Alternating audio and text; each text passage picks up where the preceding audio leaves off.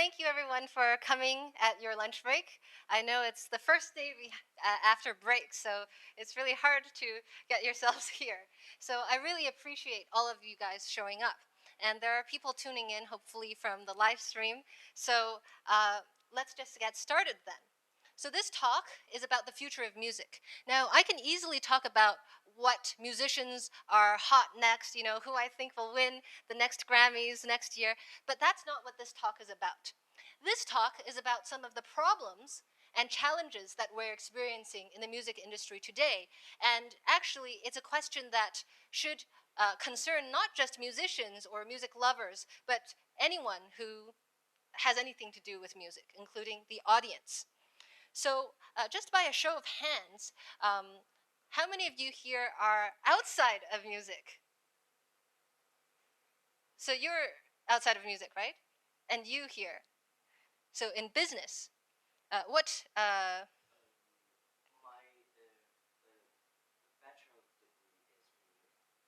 Oh, cool. Bachelor degree in music, but now in business, right? Communications. Very cool. Here we have a piano student, my piano student. And may I ask what you do?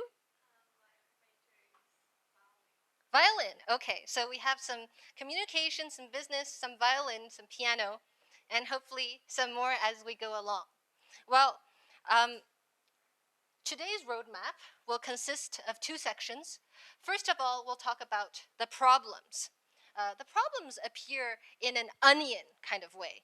We'll peel them apart one layer at a time to expose what the real problem is. Hello, thanks for joining. May I ask what your major is? I know Leonie is a teacher here.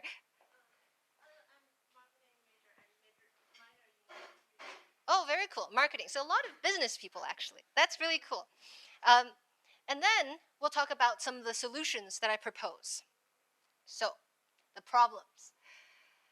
This set of pictures probably summarizes the problem that we have on the surface.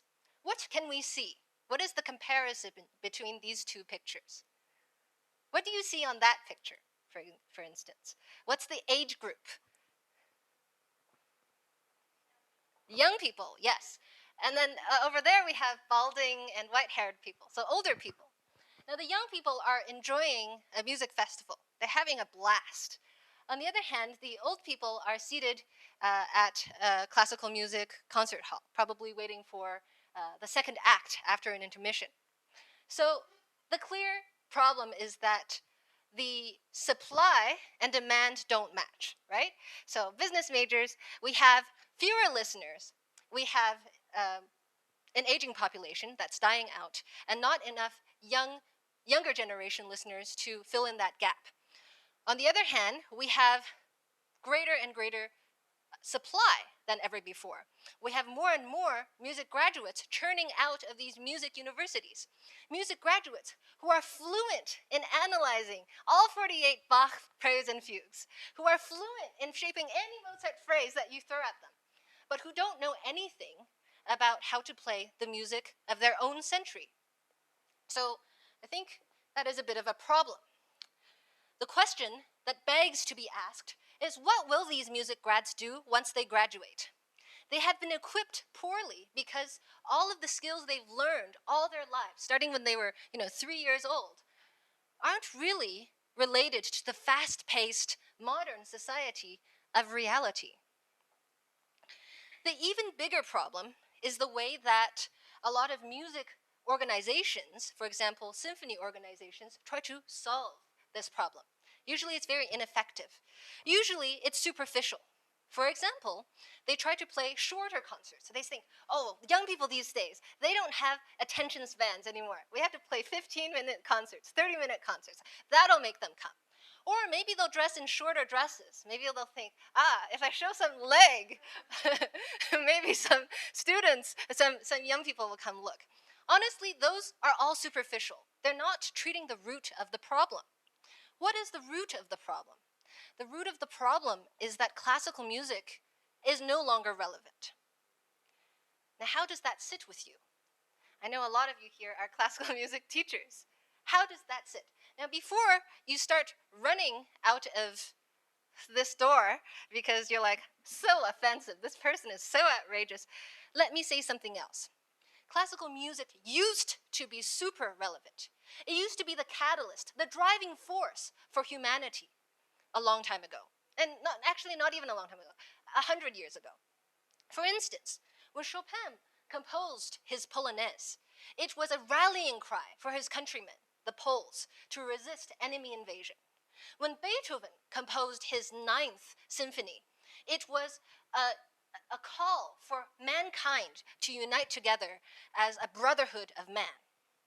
A lot of you might be familiar with the term Zeitgeist. Zeit means time in German, and Geist means spirit. Together, they mean the spirit of the times. In English, we use Zeitgeist to refer to the general atmosphere, the general social, cultural, economic feeling of an era. So, good art, let's start with good art. Good art adheres to the zeitgeist. It at least follows and responds to the zeitgeist. Great art leads the zeitgeist. Now, what kind of art has nothing to do with the zeitgeist of its time? I'll let you answer that question. If we look at the classical era, classical era was all about the age of enlightenment. People were all about discovering the logical and philosophical writings of the ancient Greeks and Romans. And so they were really interested in logic, in reason, in proportion, in symmetry. Gone was God. God was for the Middle Ages and a part of the Baroque ages. Now people determine their lives through reason. And so you see that in all of the artwork and architecture from that time. For instance, we have here the Esterhazy estate. That's where Haydn used to work.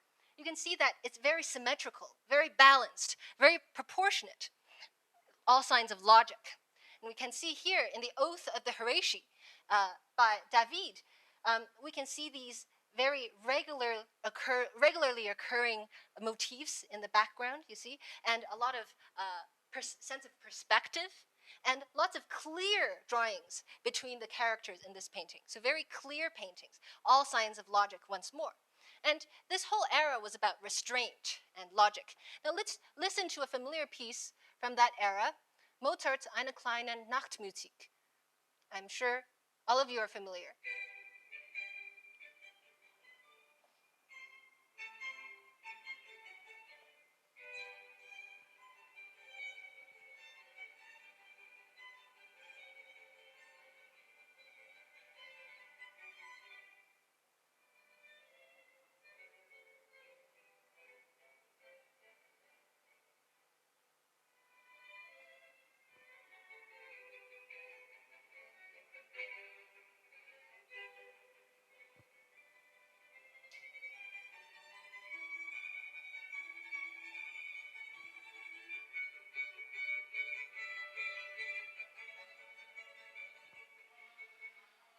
All right.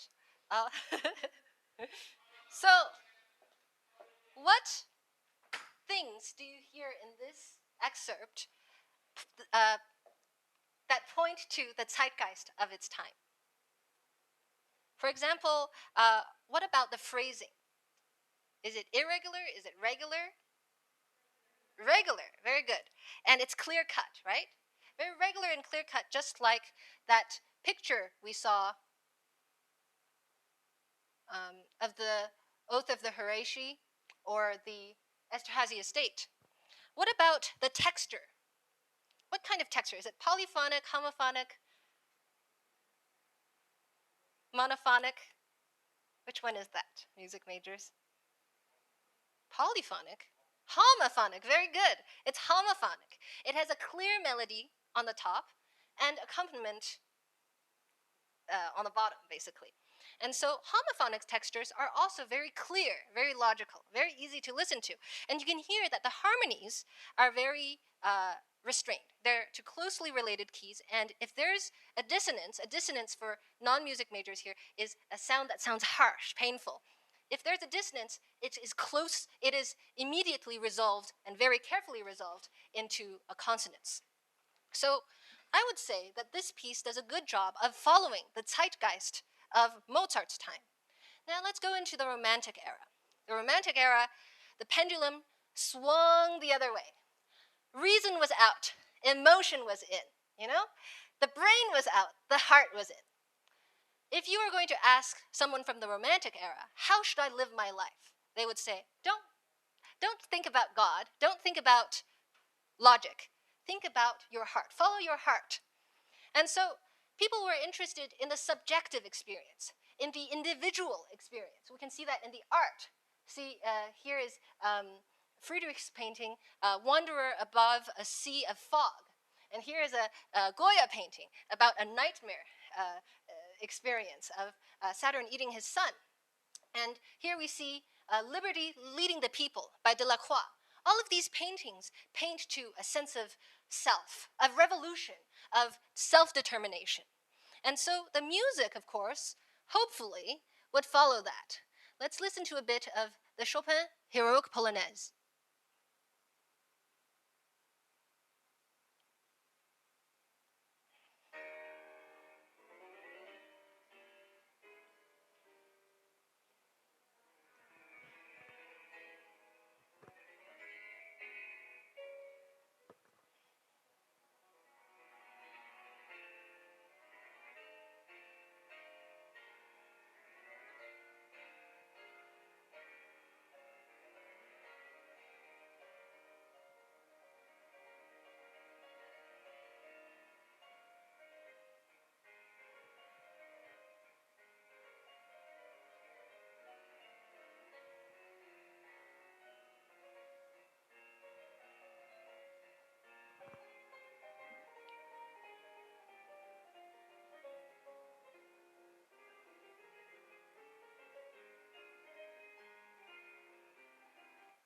All right, so we had a little bit of that. So as you could hear, that was music for revolution, right? It was a call to arms.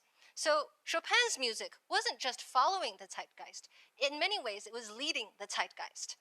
And also musically, this piece is pretty hard to play, and many of Chopin's other pieces are even harder to play. There's the rise of the superstar musician, right? In music lingo, we call that the virtuoso. The rise of the virtuoso is the embodiment of the individual. The individual on stage with his violin, with his piano, whatever else he has, making music from his heart. And so I would say that Chopin's music is leading the zeitgeist. Now let's get back to the classical music that we hear in today's concert halls. What does it say to our times? Is it adhering, leading, or having nothing to do with our current zeitgeist? Unfortunately, I would say it has nothing to do with our current zeitgeist. Sure, there are universal themes that have to do with all eras, like love, truth, beauty, all of those still apply. But in terms of things that are directly to do with our issues, our problems, our worries as modern day 21st century people, that is nothing. Now, classical music as an art form, as presented today, has devolved into a museum artifact. So museum artifact is usually very precious. It doesn't mean it's low grade. It's very, very precious, very special.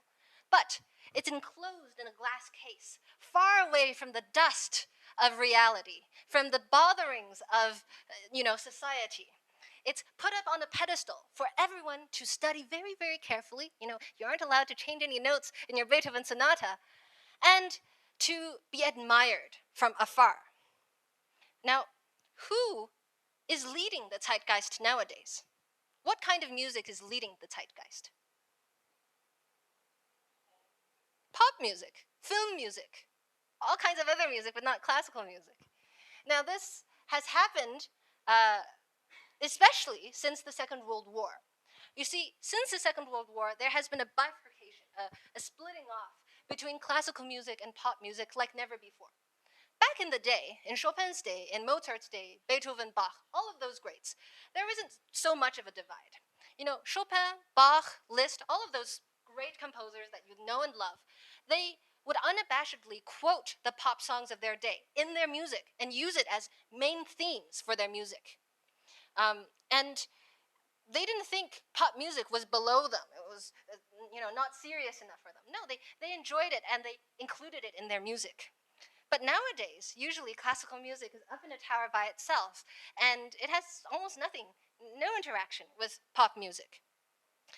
The other day, I was listening to Beyonce's Lemonade, her album from 2016, and in it, it addresses, African American rights in America. It talks about the status of women, and especially black women in American society. It talks about, universal themes as well, like betrayal, love, and forgiveness. And it was innovating in so many ways. It was using new technologies, new singing techniques, new multimedia. I was like, oh my God, this is the new, this is where it's at. What am I doing practicing piano every day? Uh, you know, in the 19th century, there were art songs by Schumann and Schubert and all these wonderful composers who would compose cycles of songs. I thought to myself, wow, this Beyonce Lemonade, it really is the modern song cycle. And yet, when I look at classical music, what is happening in classical music, I am left with a lot of disappointment. Now, classical music wasn't always like this. Classical music before the Second World War, especially, was flexible. It was constantly improvising. Liszt was a great improviser. Mozart never played the same concert twice. And they were always experimenting with new instruments, new technologies, new ways of tuning things, right? So, for example, Bach's well-tempered clavier, it was experimenting with this new temperament system, this new way of tuning the keyboard instrument. That's very avant-garde. That's very at the edge of technology. And as I mentioned, they would always quote popular songs. As well, in a classical music concert back in the day, for example, in a Schumann's Days concert, most of the pieces were newly composed.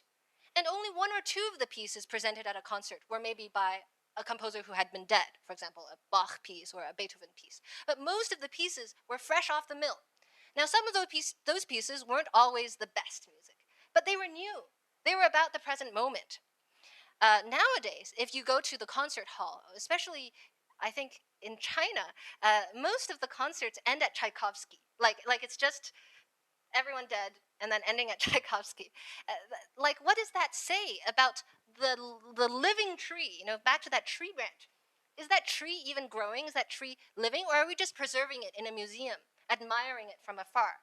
I don't think it's a very healthy situation for classical music. Now, it is true that there are still classical music composers. We call that art music composers. Most of them live in universities.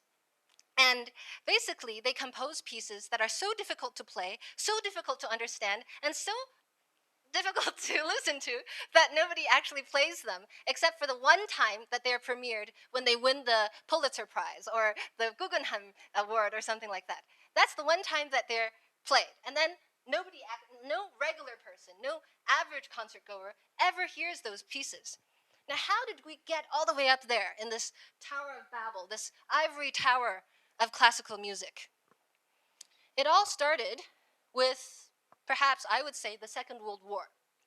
After the Second World War, there were two victors. Who were the two victors after the Second World War? The winners. Yes, Soviet Union and the United States, right? And they were trying to shape the world in their own image. Each one was trying to get the rest of the world to follow in their footsteps. And in terms of the United States, they tried to promote music that was pro-America, that was America-centric. What they did was they set up a division in their military called let me just make sure I know the name of it, Psychological Warfare Division. It's a real division in their military that had billions of USDs pumped into it to shape the world using non-military means to achieve military ends. One of the results of the Psychological Warfare Division was a summer school called the Darmstadt School. This was a CIA-funded school for composers, young composers. It was like the Harvard for law or the MIT for physics. If you were serious about composing, you have to go to the Darmstadt School, or else, you weren't that good. So all of the young composers after the Second World War, they would go to the Darmstadt School. At the Darmstadt School, they would be indoctrinated in the ideas that the Darmstadt School promoted. And what were those ideas? Well, it was, first of all, politically motivated, obviously. The US government looked around themselves to see what kind of music could be the torchbearer for the future of music. First, they looked at the German music, the German tradition, Bach, Beethoven, Wagner. Well, could they go that route? No, because the Nazis are German. Hitler's favorite composer was Wagner.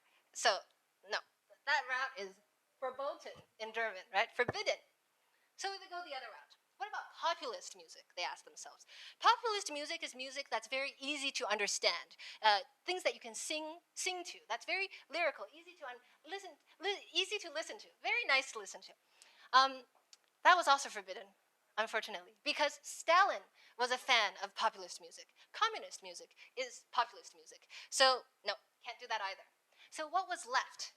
The only road forward that was left was the music carved out by Schoenberg and his disciples at the beginning of the 20th century. Now, Schoenberg was a mathematician by trade, and then he turned into a great composer. His way of conceiving of music was very beautiful and very interesting and very highbrow. But the problem is, his music, despite being very incredible, is also very difficult to listen to. Some of you are laughing because you've probably been listening to some Schoenberg and you were like, this is not what I would be taking my dinner date to.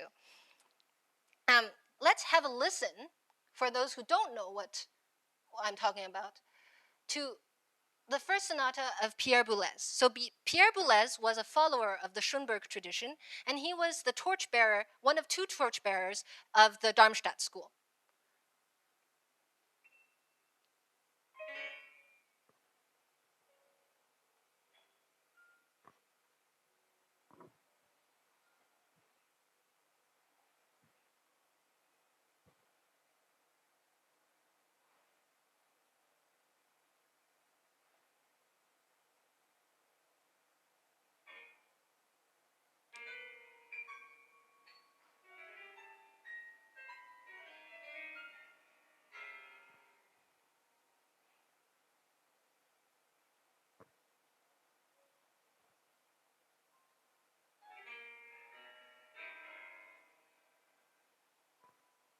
Now close your eyes. Someone hum the most recent melody. It's really difficult to do that, right? Now, Boulez composing like that made a lot of sense for his time, because Boulez was composing right after the Second World War. Around him was rubble. Everything had been bombed out. People had, tens of millions of people had died, right? So, of course, you can't start singing a happy song, right? You have to scream or make noises, basically, to express what you were feeling. That made sense. Boulez was all right. What happened after was the problem. Because you see, the Darmstadt school represented the best of the best. It was the Princeton, it was the Harvard, it was the MIT, right? So then all these other universities followed suit. They all tried to follow that type of aesthetic. And so classical music had something that I believe in Chinese is called 内卷, right? It would become even more dissonant, even more dense than ever before.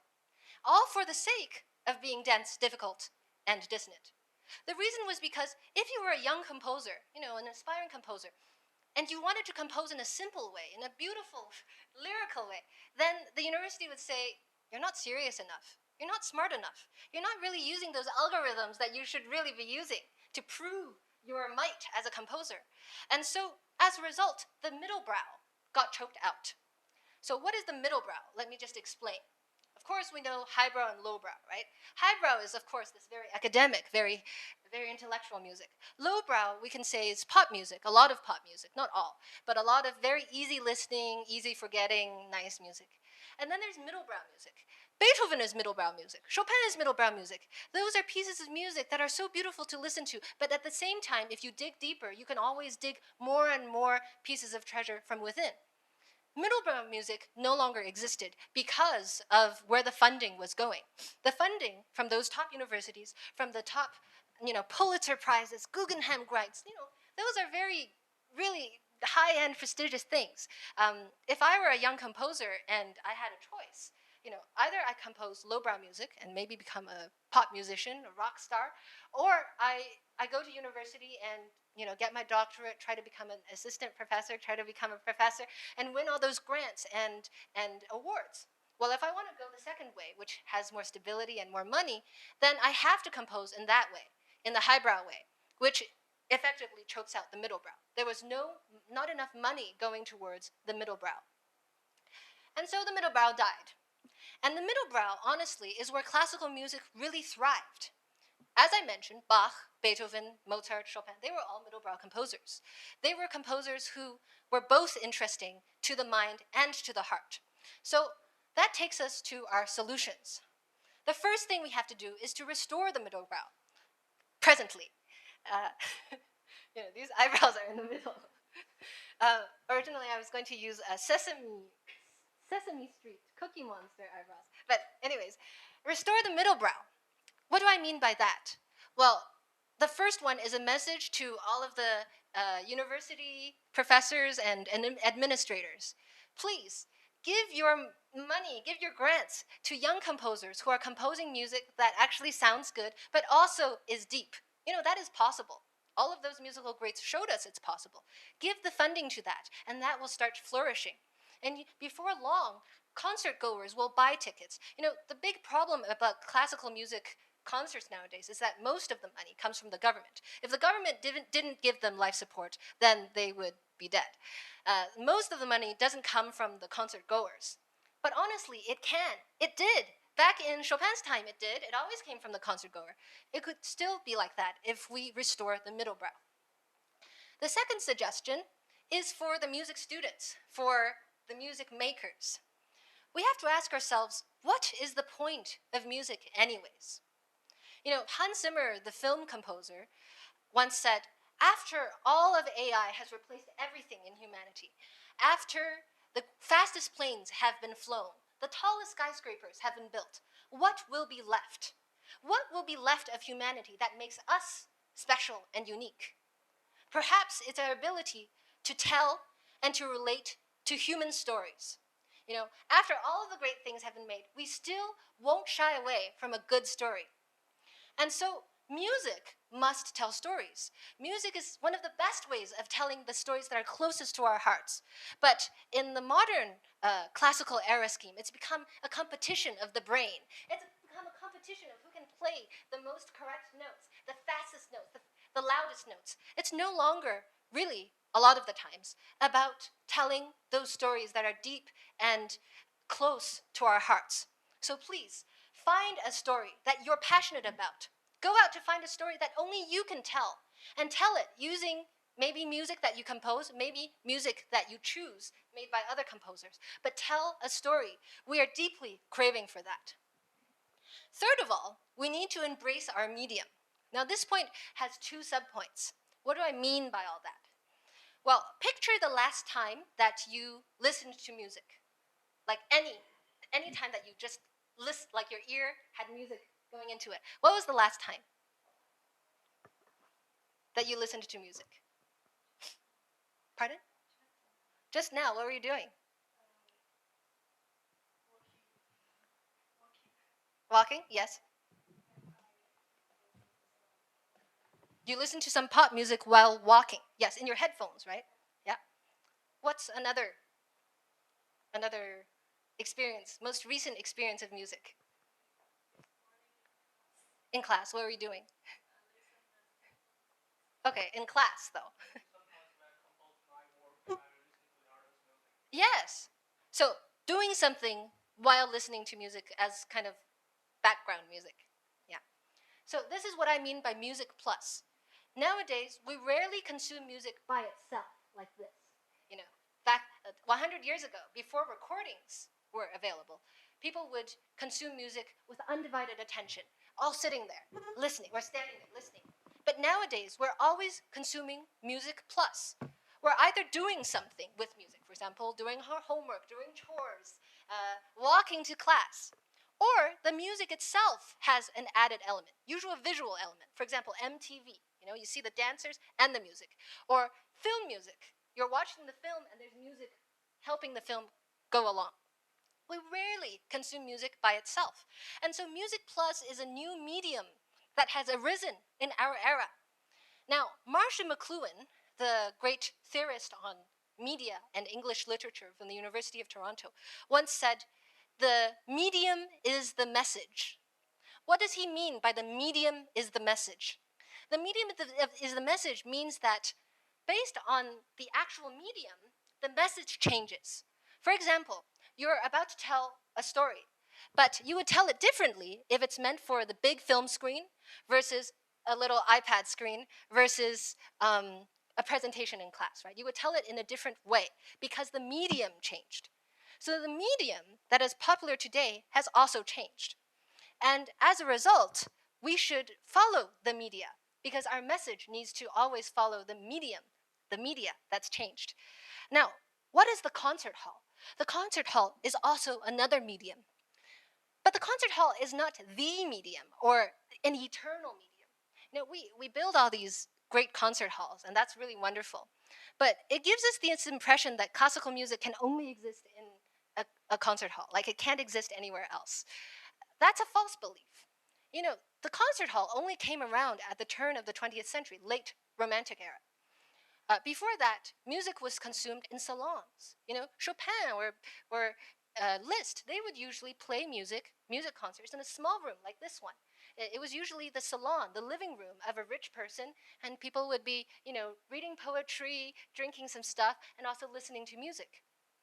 Before that, music was consumed in court. People would go to a nobleman's court or palace to listen to music. And before that, it was at church, for example. These are all different media, and depending on the media, the music that comes out is different. For example, Bach's music is perfect for the church medium. It's so resonant, you know, all of those polyphonic voices and, you know, the really strong bass movement, that all sounds perfect in a church setting where there's echoes and, you know, all these really resonant spaces. It doesn't sound the same when you put it in your earbuds running in your morning commute. It's a different medium. And so we need to embrace our present medium, make music that is related to our medium presently. Second of all, the way that we consume media is different. The way that we disseminate media is different. Did you picture the last time that you listened to music? Did you buy the music? Did you get it for free? How did you get that music? Where was it on? Was it on a website?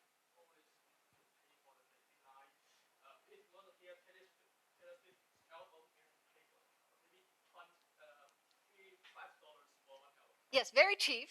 And usually it's a subscription service, right? Yes? And it's usually online. And sometimes it's even free. For example, if you want to go on Bilibili or QQ Music, you can find a ton of stuff already. So the way that music is disseminated has democratized.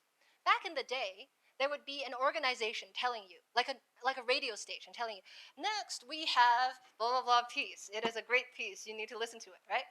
Now you can choose for yourself. You can just search whatever piece you want to listen to. Back in the day, if you wanted to listen to classical music and you didn't know what was good or hot, you would say, okay, Deutsche Grammophon, the yellow label, that's really famous for classical music. I'm going to search all of the records in the Deutsche Grammophon record. That's going to be great. Nowadays, you go on Bilibili and you go on QQ Music and you search things. You're not quite sure about what is really good or bad. There are all kinds of music out there. You know, you can have a recording of Marta Argerich alongside a student recording for their exam of the same piece. And so that is a wonderful thing, actually. We should embrace that. Because before, as a music maker, you had to win a big competition or get a lot of money or know someone famous so that you can get a record deal. Nowadays, if you have a good idea, if you have a song in your head that you really want to share with the world, then go and record it. You can even record it on your phone and put it on the internet. And you can get famous from that, and you can get a really good career from that. So the democratization of media has really expanded the way we as music creators have at our fingertips to become even more creative, to get our voices out there. So next time you complain, oh, I haven't won a competition yet, oh, I'm not ready. No, you have everything at your fingertips. If you have a good idea, make it, show it to the world. People are waiting, yearning to hear what you have to say. Related to that third point is cultivating taste. So because there's a proliferation of all kinds of voices out there, of course, we need to, as music educators and music students, musicians, teach the public on how to listen to music. What is good music? What is skill? What is tasteful? We have to educate the public more than ever before. Back in the day, you didn't have to educate them because they just turn on the radio station and 100% of the music that comes out is already pre-selected. But nowadays, they're met with a vast array of choice. That's a very exciting thing. But they need to have the tools to select for themselves what is actually good and worth listening to. So teaching taste is a huge thing we need to do nowadays, more than ever. Last of all, I would like to talk about China's position, China's unique and fertile position as the mecca for the future of music. I truly believe that China has the potential to become, the Vienna of Beethoven's time or the Paris of Chopin's time. And the reason I say that is because there's so much interest, so much training, so much funding going into all of this. And at the same time, the country is also at a political and economical stage where it is able to welcome in all these foreign ideas and grow all of these internal ideas. When I turn on the TV, I'm always filled with joy because I see all these shows. I flip one channel and there's a show talking about Peking opera and they're mixing it with pop music. That's exactly what's supposed to be it's supposed to be happening. We're not supposed to lock Peking opera up in a cage, to worship. No, we're supposed to keep growing it. And if you have to mix it with pop music, so be it. That's part of musical growth. And sometimes the growth is not so great. Well, naturally, that stem will stop growing. If it's really great, it'll keep growing. But at least you're innovating. Then I flip the channel, I see 诗画中国, which is a show about connecting Chinese paintings to music and literature. And I'm totally blown away by all of these educational programs out there talking about music. And of course, we have young people like you and older people like you, all so interested in classical music and pop music that you would make it out here on your lunchtime to listen to this talk. And so, in summary, what I have to say today is that classical music is in a very precarious and dire straits, but we can still help save it. Unfortunately, classical music has locked itself up in an ivory tower, untouchable by all. We have to free it down. We have to let it grow, restore the middle brow, embrace our media, let it happen by telling our personal stories. Only then can classical music and pop music, all music, great music, be saved. And what better place to do it than here at UIC, where tradition meets innovation, where East meets West. Thank you so much for your time.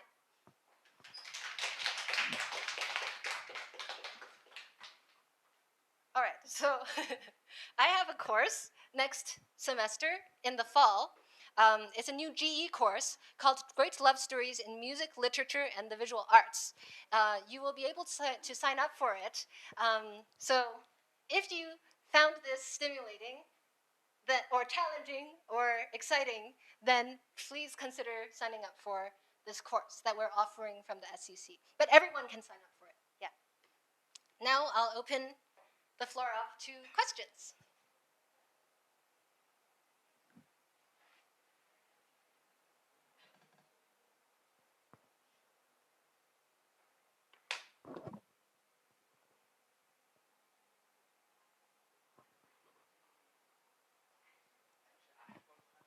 Uh-huh. Some of the core we that is the I can use my I don't want to use the mic.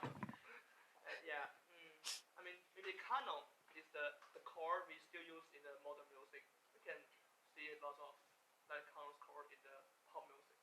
Can you say your question again?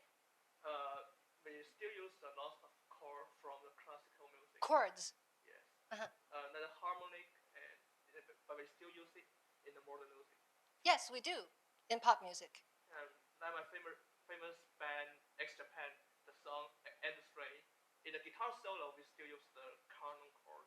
Yes, in fact, most modern music, pop music, is 1-4-5-1. Yeah, the old harmony highway of music as established by the German tradition. Now, the reason for that, first of all, is pop music is listening to classical music. It's drawing nutrients from it. But what about classical music from pop? That hasn't really happened. And the second thing relating to that is that the 1451, the traditional harmony, one reason why that is so wonderful to listen to and why we can hear it in all different cultures and traditions is because it's actually built into the overtone series. So the overtone series is a physics phenomenon that happens with sound waves. Do you follow or not? Yeah? Okay, well, basically, the pillars of Western harmony, of 1 going to 5 and resolving to 1, that can be explained using physics, using sound waves. So as a result, that's why even if you haven't been educated in music theory, you could hear dissonance as painful and you can hear consonances as really comfortable. It's actually built into the laws of nature, into our DNA.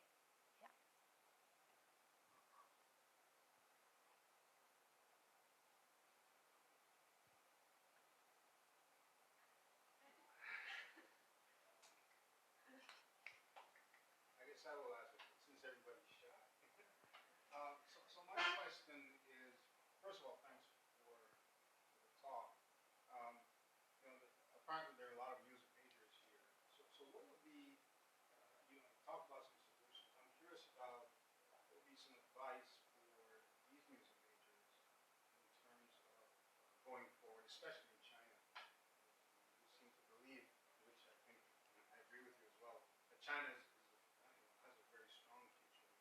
So what would be your advice to music majors leaving UIC, entering the music industry in terms of carrying on or changing the traditions? Besides the things I mentioned, first of all, I think you should take class, if you're a classical music student, take some classes in songwriting or take some classes in things beyond just, perfecting your major instrument. Because this era is all about interdisciplinary studies, cross culture, cross pollination, right? So widen your horizons as much as you can while you're still in school. The second thing is to really get interested in a niche. So nowadays, you want to do something that no one else can do because everything else will be replaced by technology.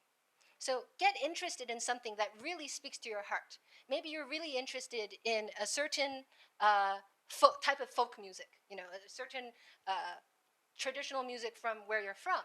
Or maybe you're very interested in a particular, you know, singing technique. Or maybe it's a social thing that you're interested in. Whatever it is, get very interested in it and try to craft a niche for yourself because that is how you will distinguish yourself from the millions of other music graduates that are all coming out of the schools every single year. And the third thing, of course, is usual advice. Perfect your craft. Try to become as good as you can be while you still have the time.